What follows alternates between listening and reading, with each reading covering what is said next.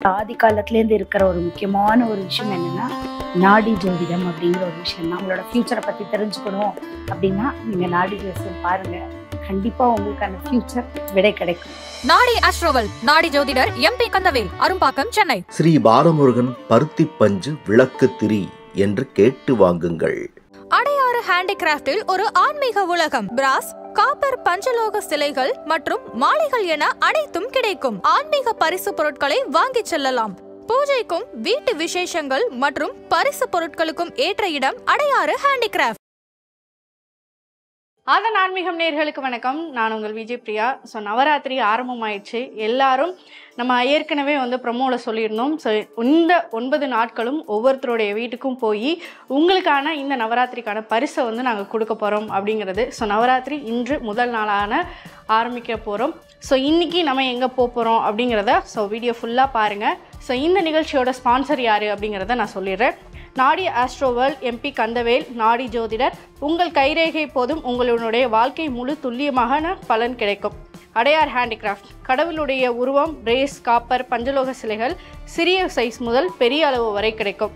Balamurugan traders, பூஜைக்கு தேவையான ஆராதனை பொருட்கள் கிடைக்கும் ஒரே இடம். ஓகே, கிஃப்ட் ரெடி ஆயிடுச்சு. ஸோ நம்ம அடுத்து கெஸ்ட்டை நோக்கி போவோமா? வாங்க போகலாம்.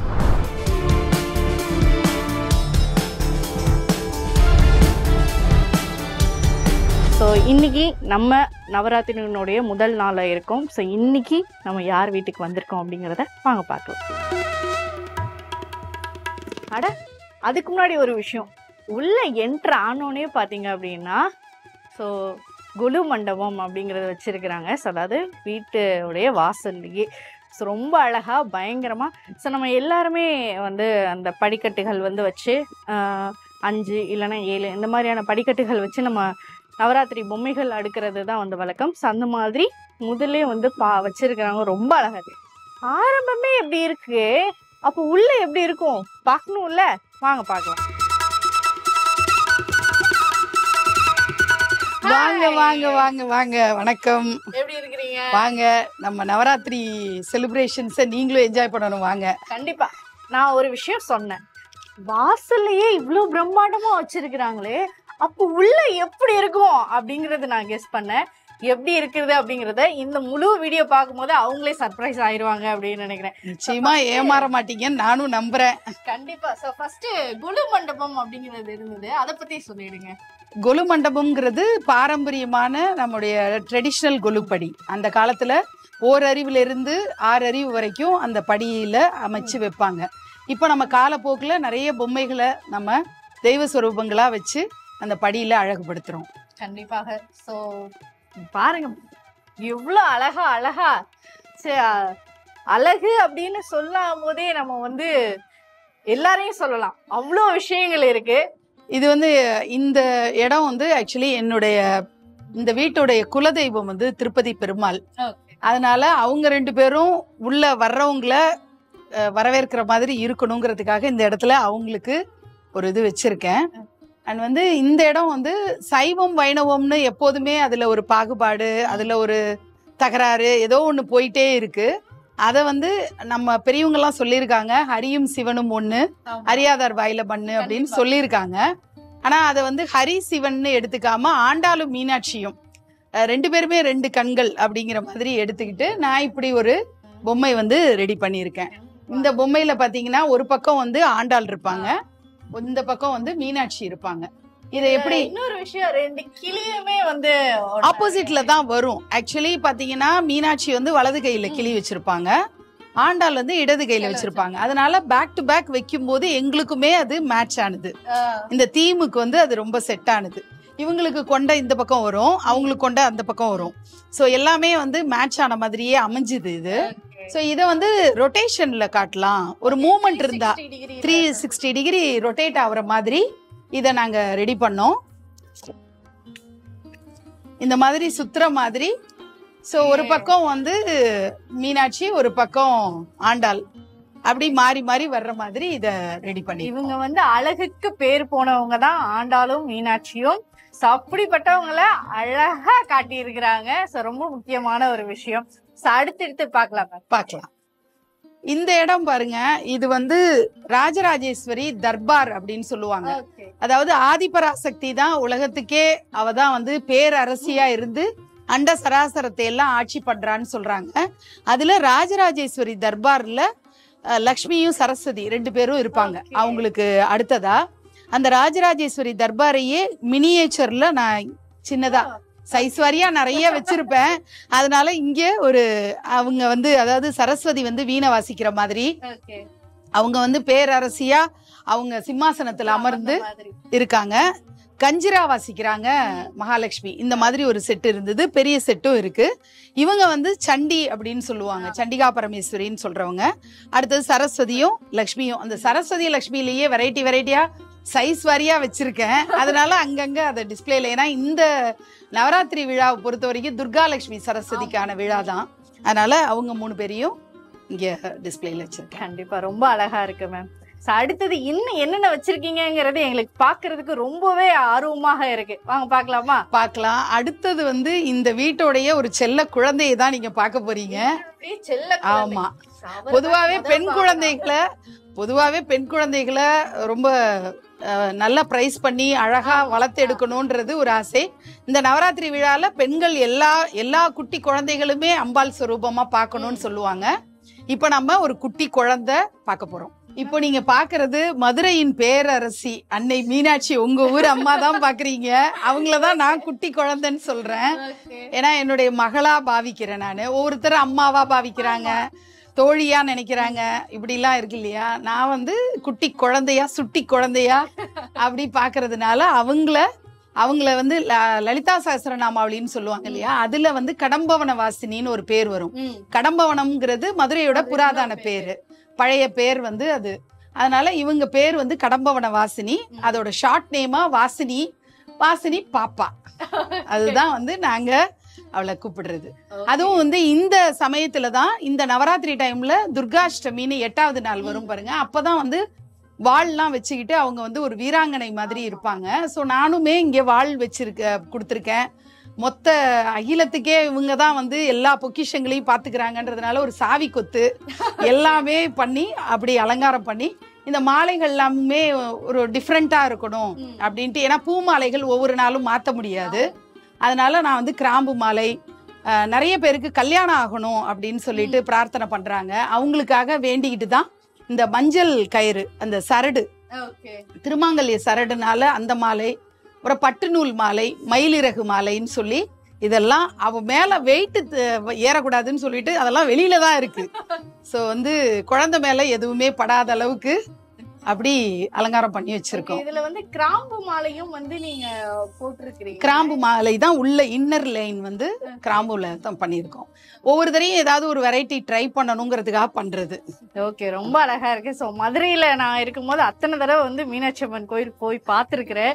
ஆனா அவங்கள வந்து அப்படியே தத்ரூபமா வந்து நீங்க கொண்டு வந்திருக்கீங்க. உங்களுடைய கற்பனைக்கு ஏற்ற மாதிரி ரொம்ப அழகாவும் காமிச்சிருக்கீங்க. ரொம்ப அழகா இருக்காங்க மீனாட்சி. அடுத்தது மாடியில தான் நம்ம பாக்குறோம். இது வந்து 3 ஃப்ளோர்ல நம்ம வந்து கொலு வச்சிருக்கோம். வீடு முழுக்க வந்து வீடே காலி பண்ணி கொலு தான். இந்த சமயத்துல எல்லாமே கொலுவுக்காகவே அர்ப்பணிச்சிருக்கோம். பொதுவா நம்ம வீட்டுல வந்து பாத்தீங்கன்னா 3 இல்லைன்னா 7, 9 அப்படின்ற படிக்கட்டுகளை அடுக்கி வச்சு பொம்மைகள் வைக்கும் போதே ரொம்ப கஷ்டப்படும். அப்பாடா நவராத்திரி வந்துச்சு, வேலைகள் ஸ்டார்ட் ஆயிடுச்சு அப்படின்னு நினைப்பாங்க. இருந்தாலும் அந்த கடவுளுடைய ஒரு பக்தியில ரொம்ப சந்தோஷமாக இருப்பாங்க. சோ எப்படி மேம் இந்த 3 இது வந்து நான் பர்சனலா ஃபீல் பண்றது என்னன்னா, நாளுக்கு நாள் வந்து எனர்ஜைஸ் ஆயிட்டே போவோம். நவராத்திரிங்கிறது சக்தி வழிபாடுங்கிறது சக்தியை கொடுக்குமே தவிர நம்ம எடுக்காது உடம்புல இருந்து. அதனால நம்ம முதல்ல வந்து நமக்கு என்ன தோணும்னா, எப்படா இது ரொம்ப வேலையா இருக்கே, எப்படி நம்ம இதை முடிக்க போறோம். இப்ப ஆயிரக்கணக்கான பொம்மைகளை இறக்கி அதை அடுக்கும் போது எனக்குமே தலை சுத்துனுது, எப்படி வந்து இதெல்லாம் அரேஞ்ச் பண்ண போறோம்ட்டு. ஆனா பண்ணி முடிச்சதுக்கு அப்புறம் வந்து பாக்குறவங்க ஒவ்வொருத்தரும் சொல்றாங்க இல்லையா, ரொம்ப அழகா இருக்கு, கோயில் மாதிரி இருக்கு, அல்லது கோயிலாவே இருக்கு, இப்படி எல்லாம் சொல்லும் போது நமக்கு வந்து அந்த ஒரு ஹாப்பினஸ் மனசுல வரும். நம்ம அந்த நிறைவு நாளப்ப திரும்ப வைண்ட பண்ணி வைக்கணுமா அப்படின்னு ஒரு வருத்தமே வரும். அந்த அளவுக்கு ஒவ்வொரு நாளும் எனர்ஜைஸ் ஆயிட்டே போகும். ஃபர்ஸ்ட் ஃப்ளோர்ல போலாம்.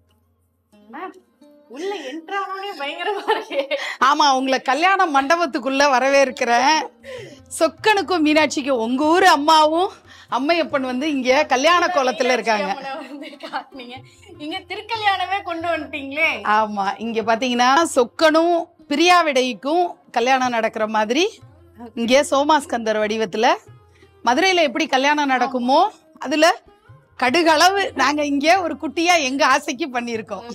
மேம் கடுகளவா பயங்கரமா வந்து இருக்கு, ரொம்ப அழகா இருக்குது. ஒரு மீனாட்சி திருக்கல்யாணத்தை அப்படியே லைவா பாக்குற மாதிரி ரொம்ப அழகா கொண்டு வந்துட்டீங்க. இங்க 63 நாயன்மார்கள் வந்திருக்காங்க, அப்புறம் சப்த ரிஷிகள், 18 சித்தர்கள், அஷ்ட பைரவர், அப்புறம் நவ தாண்டவம்னு சொல்லி நடராஜ பெருமான் வந்து 9 விதமா அவரோட டான்சிங் பாஸ்டர்ஸ் இருக்கும், அதெல்லாம் காட்டுற மாதிரியானது. பஞ்சபூத சிவஸ்தலங்கள்னு சொல்லுவோம்ல, நிலம் நீர் காற்று ஆகாயம் நெருப்பு, அதுக்குரிய அந்த சிவனும் அந்த அம்பாளும் சேர்ந்து இருக்கிற மாதிரி இப்படி வச்சிருக்கோம். இதுதான் இங்க மொத்த செட்டப்பு.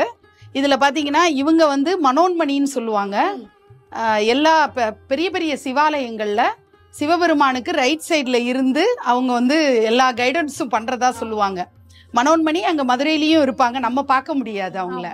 அந்த மாதிரி மனோன்மணி பாக்குறீங்க. இந்த பக்கம் இருக்கிறது வந்து கற்பகாம்பாள்.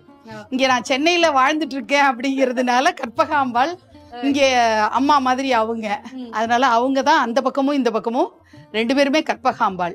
அப்புறம் சிவஸ்வரூபம்னாலே நடராஜர் நமக்கு மெயினா வேணும். உத்தரகோச மங்கையில இந்த வருஷம் கும்பாபிஷேகம் நடந்திருக்கு, அதனால மரகத நடராஜர் ஒண்ணு வச்சிருக்கேன்.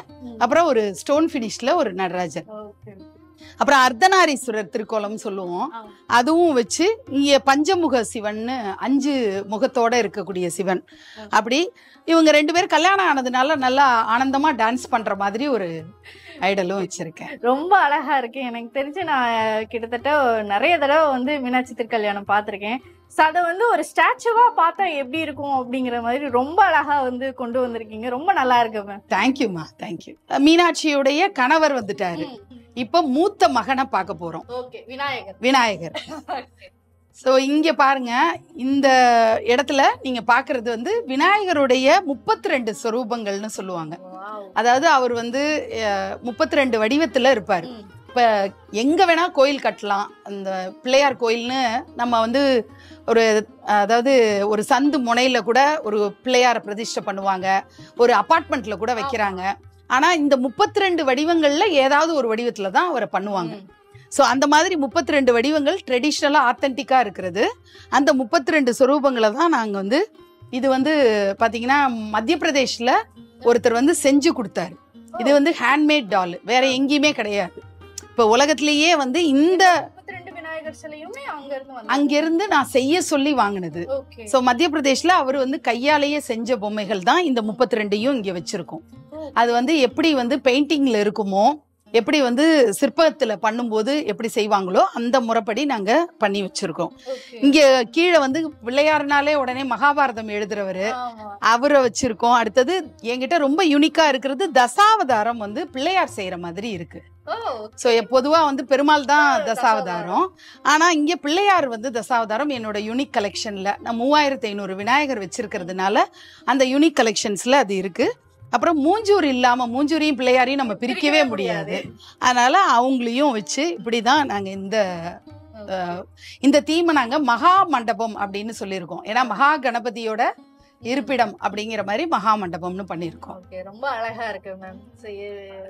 விநாயகரை வந்து இவ்வளோ விஷயங்கள், இவ்வளோ இது நம்ம ஒவ்வொரு கோவிலா வந்து போய் பார்ப்போம், ஆனா எல்லாமே ஒரே இடத்துல இருக்கிறது ரொம்ப அதிசயமான ஒரு விஷயம் தான். ரொம்ப அழகா இருக்கு எல்லா விநாயகரும். இதுக்கே நீங்க இவ்வளோ ரொம்ப எக்ஸைட் ஆகுறீங்களா? அப்போ அழகன் முருகனை பார்த்தா அதுதான் அடுத்த தீமா நம்ம பார்க்க போறோம். ஓகே, கண்டிப்பா பார்க்கணுமே. அப்போ வாங்க பார்க்கலாம். பாருங்க, பார்க்கும் போதே எப்படி இருக்கு அப்படின்னு நான் சொல்ல முடியாது, அவங்க சொல்லட்டும், அப்பதான் கரெக்டா இருக்கும். இந்த வருஷம் வந்து திருச்செந்தூர்ல கும்பாபிஷேகம் நடந்திருக்கு, திருப்பரங்குன்றத்திலையும் கும்பாபிஷேகம் நடந்திருக்கு. திருச்செந்தூர்ல சூரனை சம்ஹாரம் பண்றாரு, 6 முகத்தோட அங்க ரொம்ப ஸ்பெஷலா இருக்காரு. திருப்பரங்குன்றத்துல தெய்வானைய கல்யாணம் பண்றாரு. அதனால எனக்கு 2 மனைவியோடையும் இருக்கணும். அவர் அழகன் அப்படின்னா முருகரை தான் சொல்லுவோம். அப்ப அந்த அழகோட சந்தன காப்புல பண்ணி நம்ம வைக்கணும் அப்படின்னு எனக்கு ஒரு ஆசை. ஏன்னா இந்த முறை நான் வந்து இந்த திருச்செந்தூர்ல போய் 48 நாளுக்குள்ள போய் பார்க்கணும்னு சொல்லுவாங்க இல்லையா, அது என்னால போக முடியல.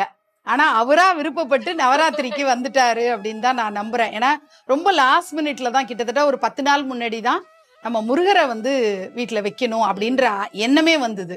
உடனே அதற்கான ஏற்பாடெல்லாம் பண்ணி அதுவும் நடந்து, கிட்டத்தட்ட இந்த சிலை வந்து பாத்தீங்கன்னா 5 அடி உயரம் வரும். அந்த திருவாச்சியோட அப்புறம் வள்ளி மட்டுமே 4 அடி 4.5 அடி வருவாங்க, வள்ளி தேவசேனா. இப்படி வச்சு அவரை வந்து அழகா 6 முகமுமே எனக்கு பண்ணணும், பின்னாடி முகம் தெரியல அப்படிங்கிறதுக்காக செய்யாமலாம் விடக்கூடாது, 3Dயா இருக்கணும் அப்படின்னு சொல்லிட்டு முழுமையா 6 முகத்தையும் அந்த ப்ராப்பரா அவங்க செஞ்சு அழகா சந்தன காப்புல கொடுத்துருக்காங்க. ஓகே, நீங்க அந்த லைட் செட்டப்லாம் போகும்போது எனக்கு தெரிஞ்ச ஏதோ ஒரு கோவிலுக்குள்ள நுழைஞ்ச மாதிரியே இருக்கு, அப்படியே இருக்கிறாரு. அப்படி இருக்கணும்னு தான் ஆசைப்பட்டேன். ஏன்னா இந்த மாதிரி லைட்டிங் இல்லாம ஒரு வார்ம் லைட் கொடுத்து அப்படி இது பண்ணாதான் அந்த சந்தன காப்பு வந்து ரொம்ப அழகா இருக்கும். அவர் வந்து சிரிச்ச முகமா வேணும், இதெல்லாம் சொல்லி இன்ஸ்ட்ரக்ஷன்ஸ் எல்லாம் கொடுத்ததுல ரொம்ப தத்ரூபமா அவங்களும் பண்ணியிருக்காங்க. ஓகே, ஸோ எனக்கு தெரிஞ்ச அந்த லைட்டிங் செட்டப்போட நீங்களே வந்து ஒரு கோவில் கருவறை எப்படி இருக்குமோ அதே மாதிரி நீங்க வந்து தத்ரூபமா வச்சிருக்கீங்க. ஓகே, ஸோ அடுத்து வந்து நம்ம பார்க்க போறது, இப்ப நம்ம வந்து மூத்த மகன் இளைய மகன் பார்த்தோம், இன்னொரு மகனும் உண்டு இல்லையா மீனாட்சிக்கு. ஐயப்பன் வந்து இன்னொரு மகன், அதனால அவருக்கு வந்து ஒரு குட்டி போர்ஷன் நான் ஒதுக்கி இருக்கேன். ஏன்னா பொதுவா வந்து பெண்கள் வந்து சபரிமலை ஏறுறது அப்படிங்கிறது 50 வயசுக்கு அப்புறம் போலான்னு சொல்லியிருந்தாங்க. நானும் என்னோட மகனும் சேர்ந்து திடீர்னு, அதாவது மகனுக்கு மட்டும்தான் வேண்டுதல் இருந்தது, எனக்கு வேண்டுதல் கிடையாது. ஆனா என்னோட பையன் வந்து யாரு கூடயும் அப்படி குரூப் டூர்லாம் போனது கிடையாது, அதுவும் ஸ்பிரிச்சுவல் யாத்திரையெல்லாம் போனதே கிடையாது. அதனால அவனுக்கு வந்து ஆத்துல குளிக்கிறது குளத்துல குளிக்கிறதெல்லாம் தெரியுமோ, இது மாதிரி ஒரு சங்கடம் ஃபீல் பண்ணக்கூடாது அப்படின்னு சொல்லிட்டு 19 வருஷம் முன்னாடி காணாம போகும்போது நான் வேண்டிக்கிட்டது. அதனால 19 வருஷம் கழிச்சுதான் அவன் போறான் சபரிமலைக்கு. அப்போ நான் வந்து குருசாமிகிட்ட கேட்டேன், இந்த மாதிரி பையனை மட்டும் அனுப்பாம நானும் போய் பார்க்கணும்னு ஆசைப்படுறேன் அப்படின்னு சொன்னேன். பையன் மாலை போட்டு போகும்போது நீங்களும் மாலை போட்டு போயிடுங்களேன் அப்படின்னு சொன்னாரு. எப்போன்னா அது கன்னிசி பூஜை அன்னைக்கு சொன்னாரு. சோ நான் வந்து ஒரே ஒரு நாள் தான் விரதமே இருந்தேன்.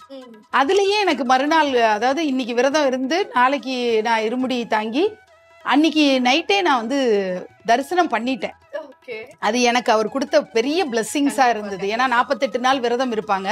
நான் பிறந்ததுல இருந்தே வெஜிடேரியன், நிறைய தெய்வ பக்தியோட நிறைய பூஜைகள் அதெல்லாம் பண்ணிட்டு இருக்கோம். வீடு ஃபுல்லா இந்த ஒரு இது நிறைய பிராணிகளுக்கும் உணவெல்லாம் கொடுத்துட்டு இருக்கேன். அவரையே அன்னதான பிரபுன்னு தான் சொல்லுவாங்க.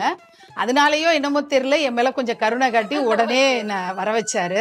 அவருக்கு ஒரு மரியாதை பண்ணணும். அவரை நம்ம வந்து மகர ஜோதி நாயகன்னு சொல்லுவோம். அதனால ஜோதி மண்டபத்தை தான் இப்ப நம்ம பார்க்க போறோம். ஓகே, ஸோ கண்டிப்பா பார்க்கணும். ஸோ எனக்கு வந்து அந்த சபரிமலை போறதுக்கான வாய்ப்பு இன்னும் கிடைக்கல, ஆனா அந்த காட்சி வந்து நீங்க வச்சிருக்கீங்க அப்படின்றீங்க. ஸோ கண்டிப்பா நான் பாக்குறதுக்கு தயாரா இருக்கேன். இந்த இடம் பாத்தீங்கன்னா நான் ரொம்ப ஒரு ஸ்பேஸ் ஃபில்லர் மாதிரி சின்ன இடம் தான், ஆனா சென்டிமெண்ட்ஸ் நிறைய இருக்கு இதுல. இந்த ஐயப்பன் சிலையே எனக்கு எப்படி வந்ததுன்னா, நான் மலை ஏறி போனது எனக்கு கொஞ்சம் சவாலா தான் இருந்தது. பெரிய பாதையெல்லாம் இல்ல, சின்ன பாதை வழியா தான் போனேன். ஆனாலுமே என்னோட ஏஜுக்கு அது கொஞ்சம் சவாலா இருந்தது.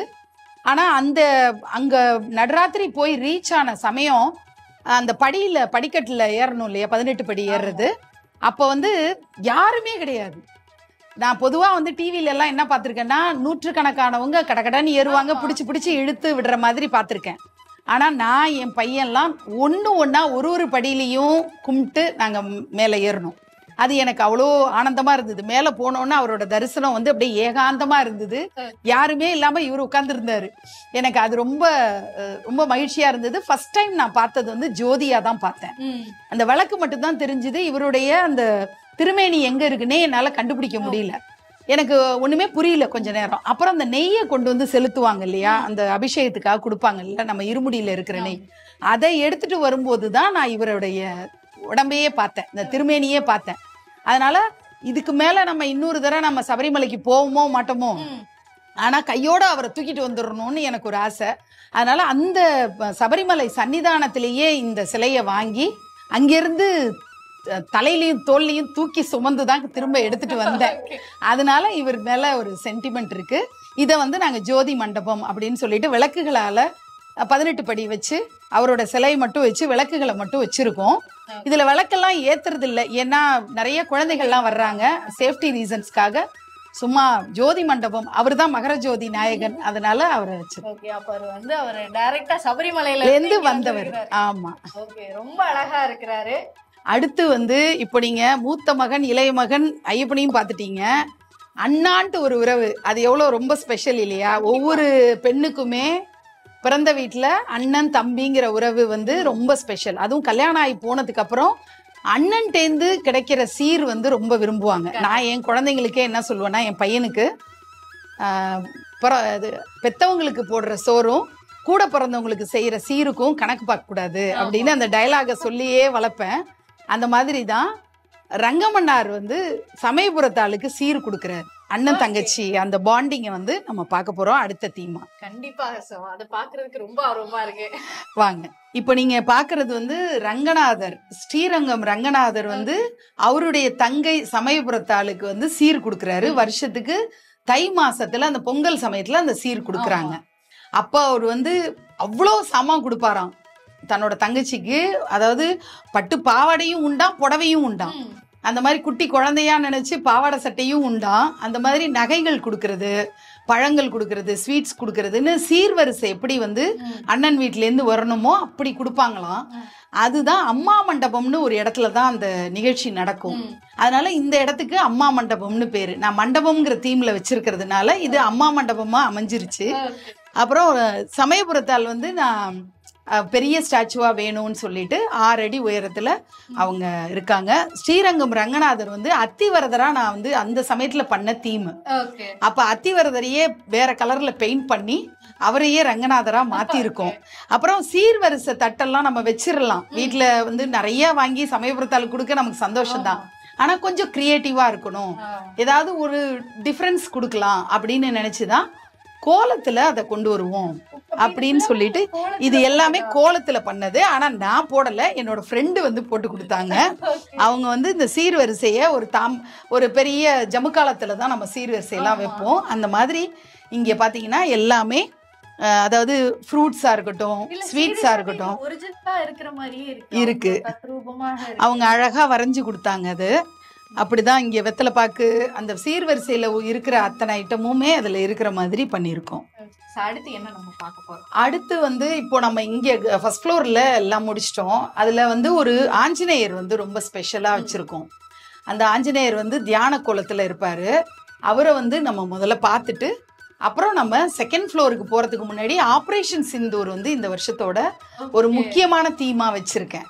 அது என்னோட மனசுல பெரிய தாக்கத்தை ஏற்படுத்தின ஒரு விஷயம். அதனால இந்த வருஷம் ஒவ்வொரு வருஷமுமே அந்த வருஷத்துல அந்த சொசைட்டில நடந்த ஒரு முக்கிய ஈவெண்ட்டை எடுத்து கொலுல காட்டுவோம். அந்த மாதிரி இந்த வருஷம் நான் ஆபரேஷன் சிந்தூரை காட்டணும் அப்படின்னு சொல்லிட்டு யோசிச்சிருந்தேன். சோ அந்த ஆஞ்சநேயரை பார்த்துட்டு நம்ம ஆபரேஷன் சிந்தூர் பார்க்கலாம். கண்டிப்பா சிந்தூர் என்ன தீம்ல வச்சிருக்கீங்க அப்படிங்கிறது நான் ரொம்ப நிச்சயமா அது உங்களுக்கு ஒரு டிஃபரெண்டான எக்ஸ்பீரியன்ஸ் கொடுக்கும். வாங்க பார்க்கலாம். ஓகே.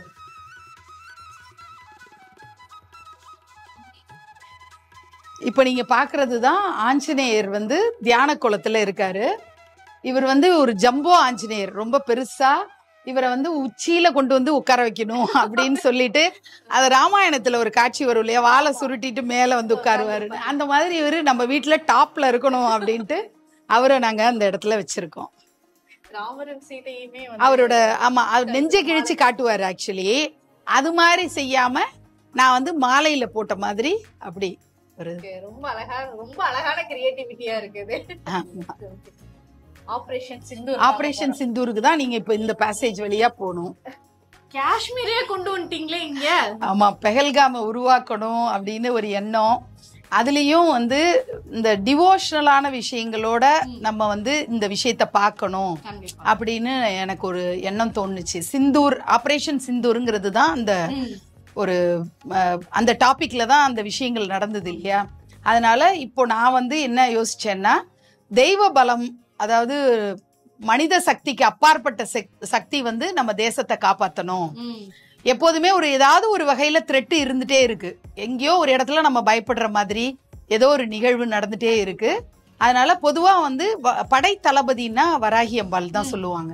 அதனால படை தளபதியா இருக்கிறவங்க தேசத்தை காப்பாற்றணும்ன்ற மாதிரி அஷ்டவராகி 8 பேரை 8 திக்குகள்லயும் நிக்கிற மாதிரி, அப்படி காவல் காக்குற மாதிரி ஒரு அந்த விஷயம் பண்ணி பாரத மாதாவை வச்சு, அதுக்கப்புறம் இந்தியா மேப்ல பாத்தீங்கன்னா நான் தமிழ்ல தான் லெட்டர் எழுதணும்னு சொல்லி, அதாவது நம்ம அது என்ன தமிழை நேசிக்கிறதுனால அந்த ஒரு எண்ணமும் உண்டு எனக்கு.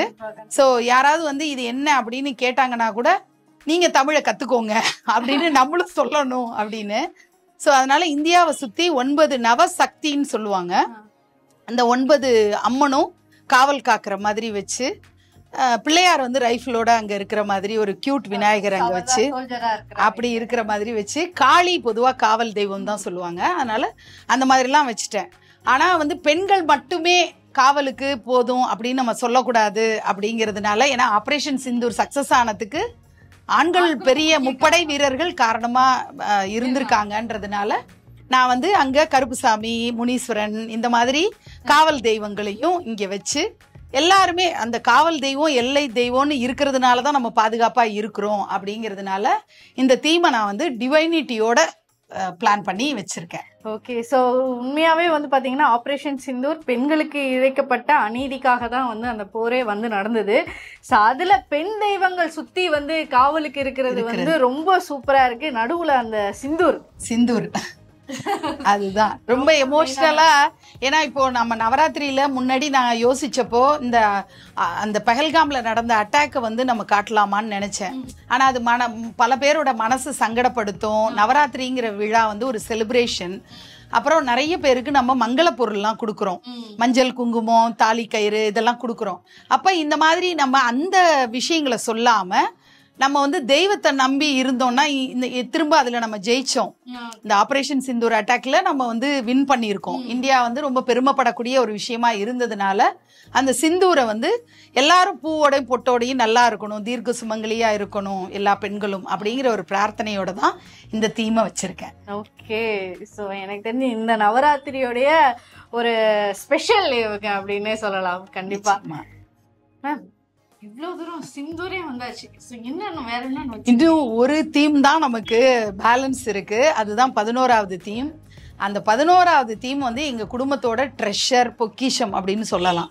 ஏன்னா நாங்க இத்தனை நாள் சேகரிப்பு 15 வருஷமா எங்களுடைய சேகரிப்பு, நாங்க அதை வந்து நகையாவோ பணமாவோ அல்லது டாக்குமெண்ட்ஸாவோ அப்படி வச்சில்ல.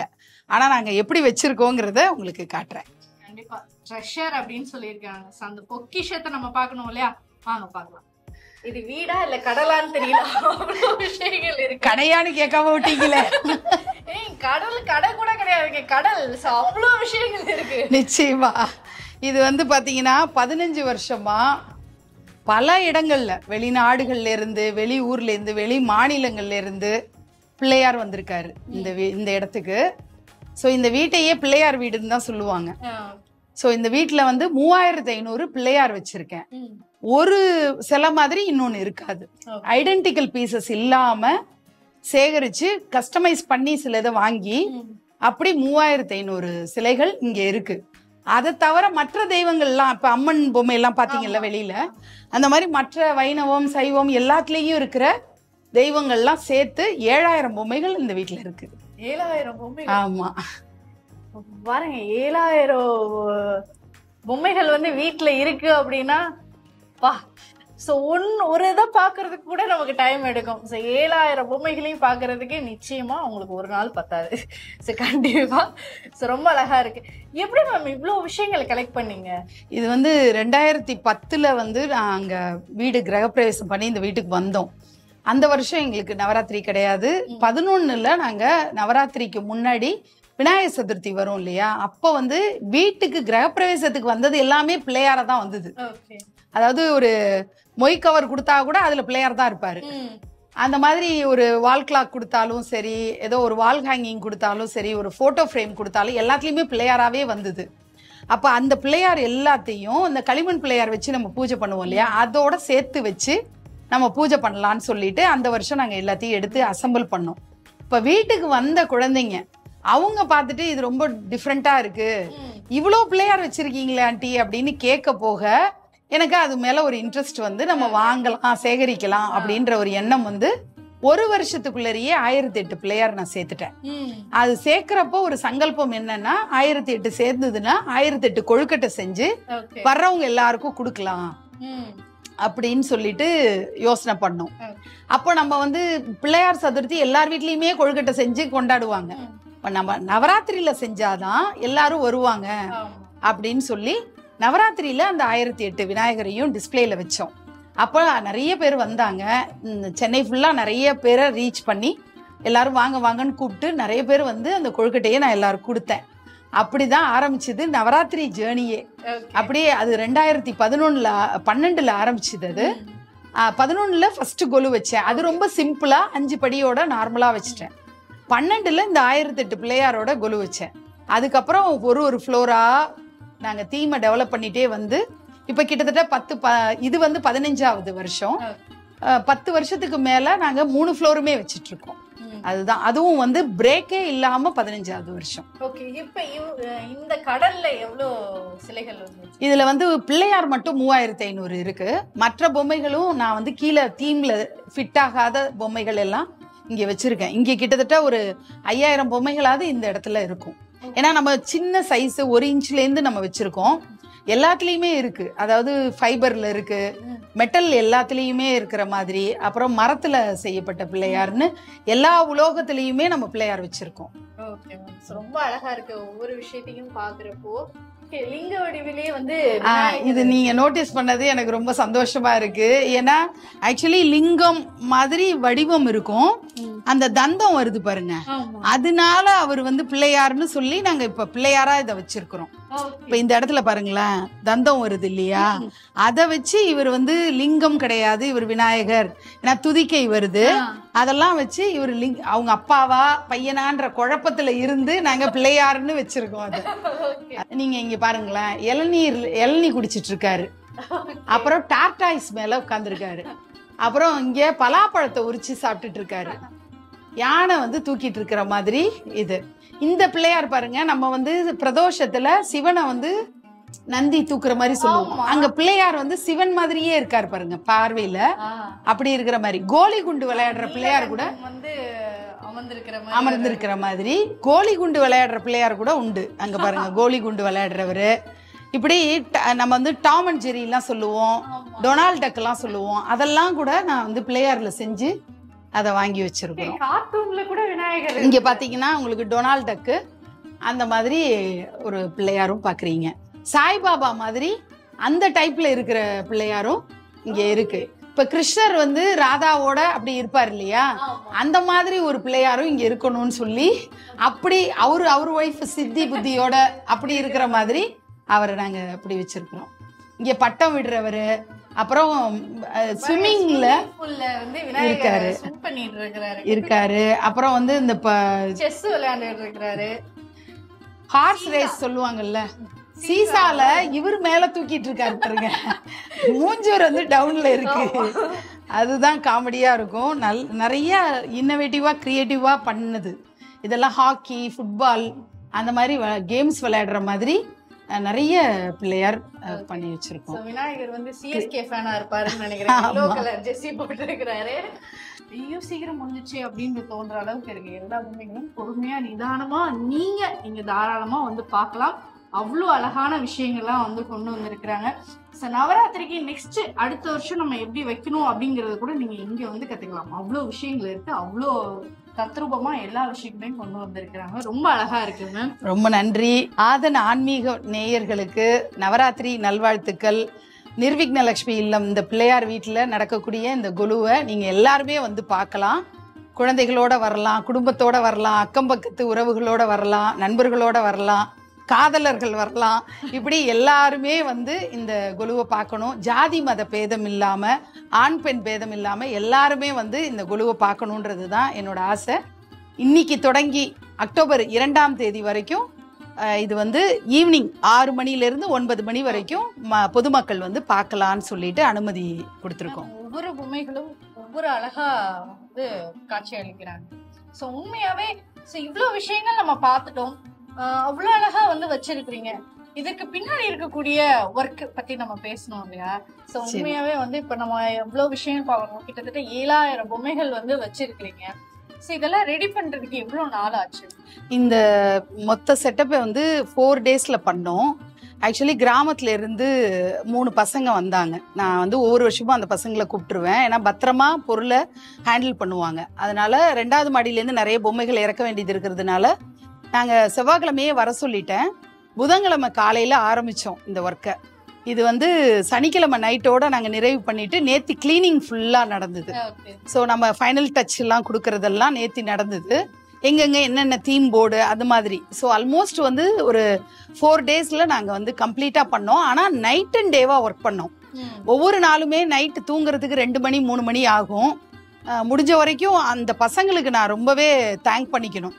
அதாவது நம்ம வந்து அவங்களுக்கு வந்து ஏதோ பணம் கொடுக்குறோம் அவங்க செய்கிறோம் அப்படின்னு இல்லாமல் ஒவ்வொரு வருஷமும் 2 வருஷமா அந்த பசங்க வந்து எனக்கு சப்போர்ட் பண்ணிட்டு இருக்காங்க. அதனால அந்த கிராமத்து பசங்களை நிறைய பேர் வந்து சொல்லுவாங்க, நான் வந்து ஹெல்ப் பண்ண வர்றேன் அப்படின்னு சொல்லுவாங்க. பட் எப்படி கூப்பிடுறதுன்னு எனக்கு ஒரு தயக்கம் இருக்கும். ஏன்னா நம்மளோட எப்படி எடுத்துக்குவாங்களோ அப்படின்னு. அவங்க ஒரு குறிப்பிட்ட நேரத்துக்குள்ளார செட் பண்ண முடியாது. இது வந்து டெடிகேட்டடா ஹோல் டே உட்காரணும். இங்கே நம்ம வந்து சாப்பிட்றதே வந்து பிரேக்ஃபாஸ்ட் வந்து பார்த்தீங்கன்னா 12-1 மணி ஆகும். லஞ்சு 4-5 மணி ஆகும். நைட்டு மிட் நைட் சப்பர் தான் சாப்பிட்டோம். 1:30 மணி 2 மணிக்கு தான் நைட் சாப்பிடுவோம். அந்த பசங்க கொஞ்சம் டல் ஆகும்போது வாடா போய் டீ குடிச்சிட்டு வரலாம், வா போய் ஐஸ்கிரீம் சாப்பிட்டு வரலான்ட்டு அந்த பசங்களை சியரப் பண்ணி அவங்க ரொம்ப கோஆப்ரேஷன் பண்ணாங்க. அந்த 3 பசங்களால மட்டும்தான் இது இவ்வளோ பெரிய கொலு வந்து, அதாவது கிரியேட்டிவ் மைண்டு நம்ம ஃபேமிலியில் எல்லாருக்கும் இருக்கு. இது பண்ணலான்னு நாங்கள் முடிவு பண்ணிட்டோம். ஆனால் ஃபிசிக்கல் ஃபீல்டு ஒர்க் வந்து பசங்க 3 பேர் தான் பண்ணாங்க. கண்டிப்பா. ஸோ அதாவது ஒவ்வொருத்தரும் வந்து பார்க்க வந்துட்டே இருக்கிறாங்க. ஸோ நீங்க வந்து கேட்டிருப்பீங்க இந்த மாதிரி எப்படி இருக்கு, எந்த தீம் வந்து உங்களுக்கு ரொம்ப பிடிச்சிருக்கு அப்படின்னு. ஸோ நான் இப்போ உங்ககிட்ட கேட்குறேன், உங்களுக்கு இருக்கிறதுலே நீங்க வச்ச தீம்ல எந்த தீம் உங்களுக்கு ரொம்ப பிடிக்கும்? எனக்கு எப்போதுமே என் வாசினி பாப்பா தான். வேற என்ன, அவளன்றி ஓரணுவும் அசைறது இல்லை நம்ம வாழ்க்கையில. எல்லாத்தையுமே அவளா பாக்குறேன், அவ தான் எல்லாமா இருக்கா, அப்படிதான் நான் பாக்குறேன். அதனால இது வந்து ஒரு பெண் குழந்தை வந்து ஒரு வீட்டுல ஃபங்க்ஷன் செலிப்ரேஷன்னா எவ்வளவு ஹாப்பியா துள்ளி குதிச்சு விளையாடிட்டு இருக்கிற மாதிரி ஒவ்வொருத்தரும் வர வர அவ வந்து எவ்வளோ ஹாப்பியா இருக்கான்றது நான் உணர்றேன். அதுதான் எனக்கு கிடைக்கிற பெரிய சந்தோஷம்.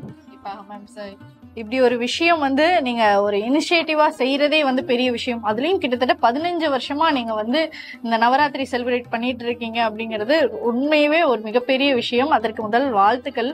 சோ வரக்கூடியவங்கள்ட்டையும் இத பத்தி எப்படி இருக்கு, அவங்களோட ஒப்பீனியன் என்ன அப்படிங்கறதையும் கேட்கலாம். நிச்சயமா. நிர்விக்ன லட்சுமி இல்லத்துக்கு நீங்க வருகை தந்தது எனக்கு ஒரு பாக்கியமா நினைக்கிறேன் சார். ஏன்னா இதோ உங்களோட பாடல்களை கேட்டு கேட்டு நான் ஏதாவது ஒரு வீடியோல அதை பேக்ட்ராப் மியூசிக்கா யூஸ் பண்ணது போக நீங்க நேர்ல வந்து பாடுற ஒரு பாக்கியம் வந்து இந்த குடும்பத்துக்கு கிடைச்சது எங்களுக்கு உண்மையிலே ஒரு கௌரவமா இருக்கு. இன்னைக்கு நீங்க ஒரு புதுவிதமான அனுபவத்தை அடைஞ்சிருப்பீங்கன்னு நான் நம்புறேன். எப்படிப்பட்ட அனுபவமா இருந்ததுன்னு கொஞ்சம் ஷேர் பண்ணுங்க சார். இந்த நவராத்திரி வந்து ரொம்ப ஸ்பெஷல் நீங்கள் ஆக்கிட்டீங்க. நான் வந்து குரலகம் போயிருக்கேன் சின்ன வயசுலேருந்து. நிறைய வெஸ்மாம்பலத்தில் நிறைய குழு வைப்பாங்களே, அது அந்த எக்ஸிபிஷனில் போய் பார்த்துருக்கேன். நிறைய செய்திகளில் கூட அப்பப்போ நவராத்திரி ஸ்பெஷலில் வந்து நிறைய வீடியோஸ் அவ்வளோதான் பார்த்துருக்கேன். ஆனால் வந்து ஒரு வீடே வந்து ஒரு கொலு மாளிகையாக மாறி இருக்குது. நிறைய உங்கள் லட்சியங்களுக்காக பல லட்சங்களை கொடுத்து நீங்கள் வாங்கியிருக்கீங்க. ரொம்ப பிரமிப்பாக இருக்குது. இந்த நவராத்திரி முதல் நாளை நான் என்னோடய வாழ்க்கையில் மறக்கவே மாட்டேன். இது வந்து வீடாக நான் நினைக்கலாமா, இது வந்து கோயிலாக தான் நினைக்கிறேன். இந்த நல்லதொரு வாய்ப்பை வந்து எனக்கு வழங்கிய உங்களுக்கும் எனக்கு ரொம்ப நெருக்கமான ஆதன் ஆன்மீகம் சேனலுக்கும் என்ன பெரிய நன்றியை தெரிவிச்சுக்கிறேம்மா. ஆதன் ஆன்மீக சேனலுக்கு நானுமே ரொம்ப கடமைப்பட்டிருக்கேன். இப்படி ஒரு அற்புதம் நிகழும் முதல் நாளே இப்படி ஒரு சர்ப்ரைஸ் அப்படிங்கிறது நான் எதிர்பார்க்காத ஒன்று. பொதுவாக வந்து பிஹைண்ட் த சீனில் யாரோ ஒரு செலிப்ரிட்டி வரப்போகிறாங்கன்ற விஷயத்தை முன்னாடி சொல்லிடுவாங்க. ஆனால் வந்து இவங்க சஸ்பென்ஸ் அப்படியே மெயின்டைன் பண்ணி எனக்கு கொஞ்ச நேரம் வந்து கனவா நனவா அப்படிங்கிறதே தெரியாத அளவுக்கு போணுது. அப்புறம் ஒவ்வொரு இடத்துலையும் பாடி அந்த தெய்வத்தை ஆராதனை பண்ணது எனக்கு ரொம்ப மகிழ்ச்சியை தந்தது. ஆதன் ஆன்மீகத்துக்கு என் மனம் நிறைந்த நன்றியை எங்கள் குடும்பத்தார் சார்பாக நான் கேட்டுக்கிறேன். நன்றி. ஸோ நம்ம இந்த நவராத்திரி 2025ஆம் ஆண்டு முதல் நாளில் இருக்கோம். ஸோ உண்மையாகவே வந்து இந்த நம்ம நவராத்திரி பார்த்துட்டு ஸோ அவங்களுக்கான பரிசு கொடுக்கணும் அப்படிங்கிறதும் நம்ம இந்த ஆதன் ஆன்மீகம் டீம் வந்து பண்ணியிருக்கிறாங்க. ஸோ ஸ்பான்சர் யார் அப்படிங்கிறத சொல்லிடுறேன். நாடி அஸ்ட்ரோவேர்ல்ட், MP கந்தவேல், நாடி ஜோதிடர். உங்கள் கைரேகை போதும் உங்களுடைய வாழ்க்கையில் முழு துல்லிய பலன் கிடைக்கும். அடையார் ஹேண்டிகிராஃப்ட்ஸ், கடவுளின் உருவம், பிரேஸ், காப்பர், பஞ்சலோக சிலைகள் சிறிய அளவு முதல் பெரிய அளவு வரை கிடைக்கும். பாலமுருகன் ட்ரேடர்ஸ், பூஜைக்கு தேவையான ஆராதனை பொருட்கள் கிடைக்கும் ஒரே இடம் நம்ம பாலமுருகன் ட்ரேடர்ஸ். ஸோ அவங்களுக்கான பரிசுகள் கொடுத்துடலாமா?